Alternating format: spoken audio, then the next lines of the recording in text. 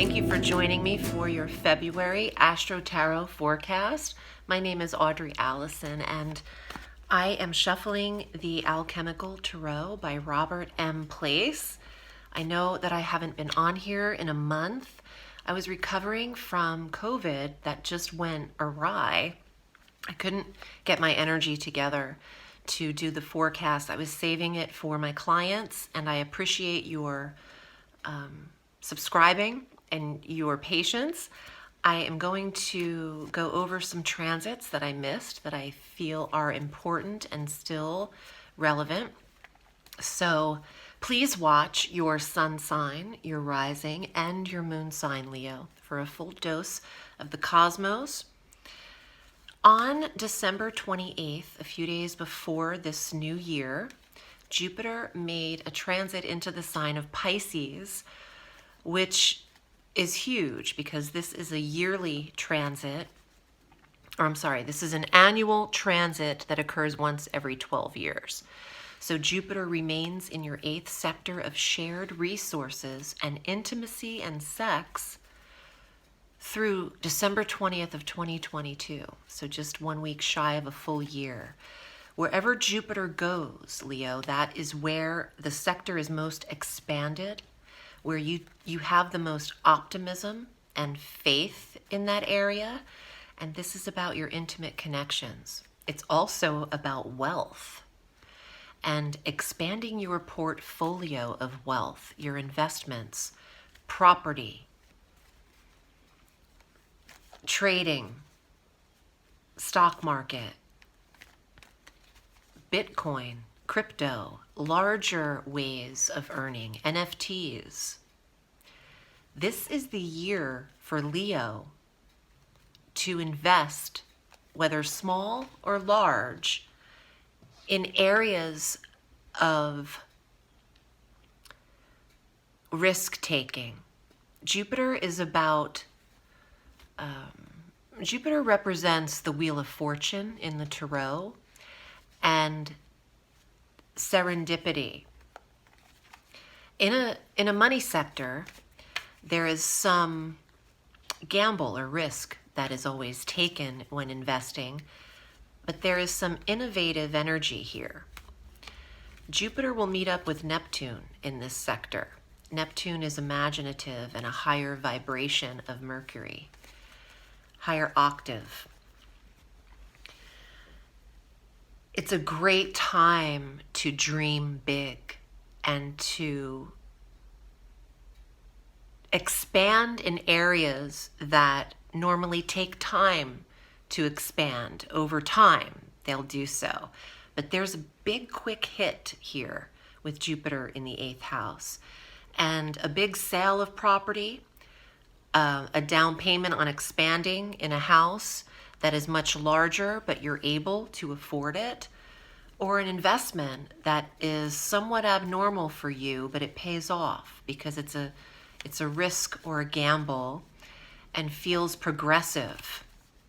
So this is a large year for Leo to expand in that 8th sector, but also who you are connecting with very privately, intimately, and sexually is here for the year. This is not a year for Leo to be a wallflower. This is a year for experimentation in the bedroom and with someone you trust. This is not about a plethora of partners like the 5th house. This is about one and only and devotion. Devotion.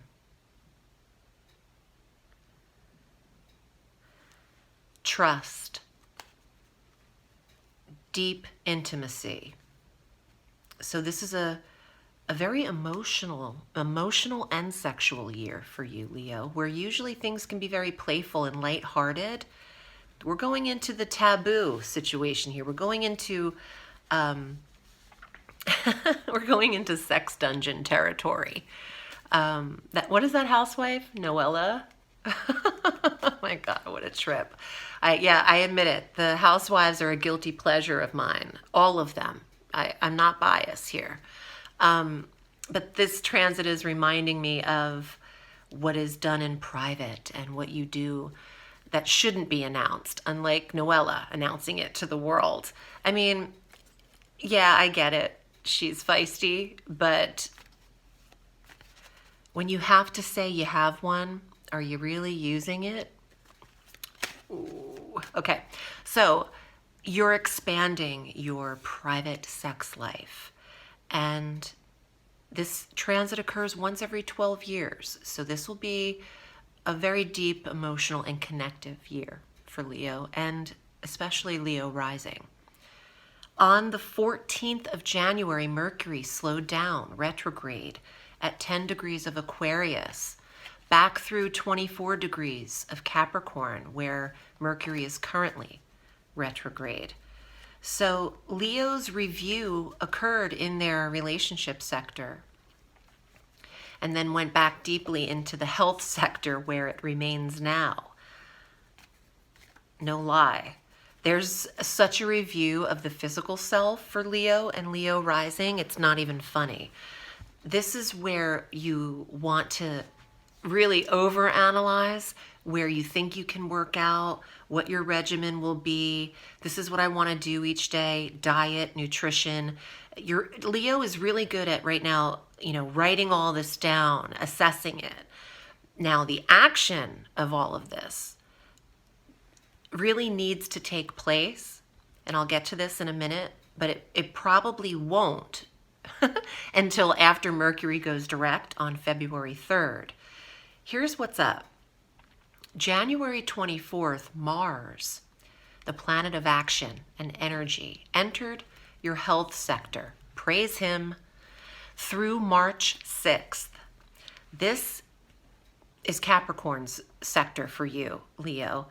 Mars here in the health sector gives you the energy to tend to what needs tending to in health, diet, nutrition, and physical commitment to the betterment of self.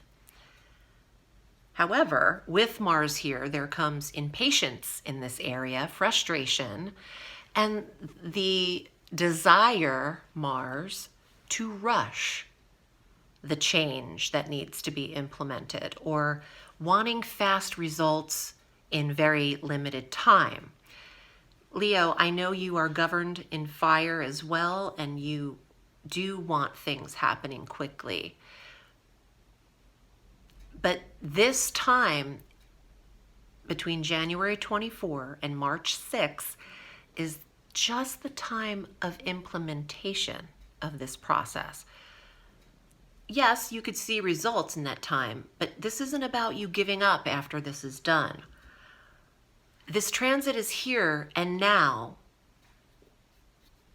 for Leo to commit to this action for the rest of your life, especially for the year. This is a catalyst, 6 weeks of time. And it's meant to be used or losed.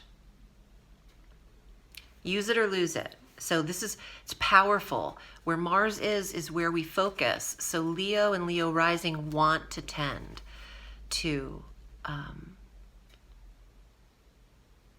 diet, regimen, maintenance of the physical self, the commitment to your work life and acts of service is also present.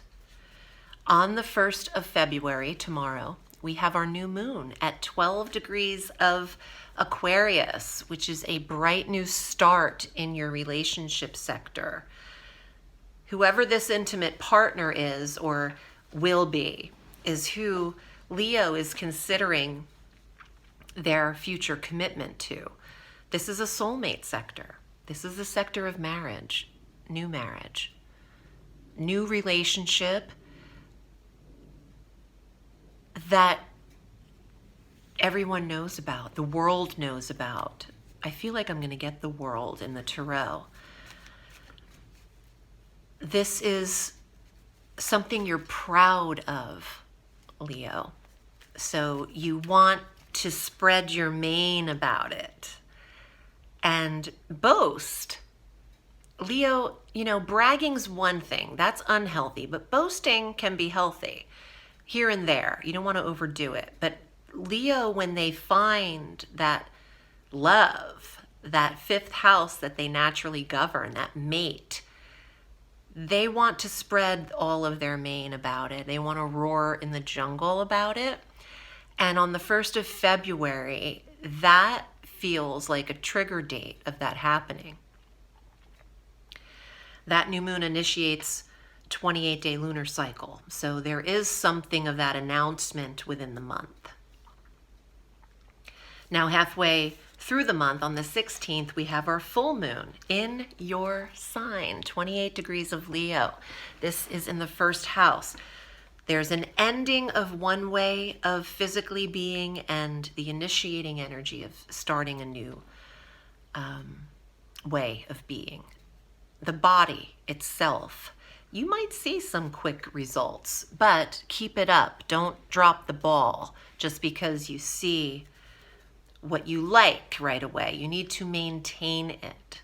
This is a commitment. It's a cyclical process. 2 days later, on the 18th, the sun enters Pisces, conjunct Jupiter and Neptune, who's been there quite a while, in the 20-degree mark. But the sun and Jupiter and Neptune in your 8th house from February 18th through March 20th brings on some smooches, smoochy doochie. This is a very private, intimate, connected time between you and someone you trust. Now, if you're alone, if you're single and you're on the hunt, or you're just cool with being alone, you need downtime, you need to be independent, this has a lot to do with your money.